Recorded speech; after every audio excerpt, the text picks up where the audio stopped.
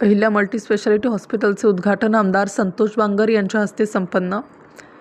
हिंगोली शहरातील नारायणनगर येथील जिल्हा परिषद ग्राउंडसमोरील अहिल्या मल्टीस्पेशालिटी हॉस्पिटल व मस्के मेडिकलचे उद्घाटन शिवसेनेचे आमदार संतोषदादा बांगर व त्यांचे बंधू शिवसेनेचे नगरसेवक श्रीरामदादा बांगर यांच्या शुभ हस्ते सोमवारी 26 जानेवारी रोजी सकाळी 11 वाजता पार पडले. यावेळी त्यांनी अहिल्या हॉस्पिटलमधील डॉक्टर शिवशंकर होडगीर, डॉक्टर किरण शिंदे, डॉक्टर शीतल होडगीर, डॉक्टर प्रतीक्षा साळुंखे यांना वैद्यकीय सेवेसाठी शुभेच्छा दिल्या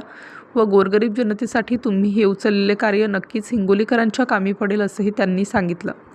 यावेळी भाजपाचे माजी आमदार रामरावजी वडकुते, युवा सेनेचे हिंगोली जिल्हा प्रमुख रामभाऊ कदम, सुप्रसिद्ध विधितज्ञ सुरेश गडदे, हिंगोली जिल्हा परिषदेचे उपाध्यक्ष मनीष आखरे, डॉक्टर दिलीपराव मस्के, माजी जिल्हा परिषद सदस्य शिवाजीराव मस्के, डॉक्टर वसंतराव मस्के, भास्करराव पोले, सुरेश शेळके, भाजपाचे जिल्हा उपाध्यक्ष पांडुरंग जगताप, नगरसेवक गणेश बांगर, भीमराव कवडे, पंढरीनाथ ढाले, डॉक्टर पांडुरंग लोहटे,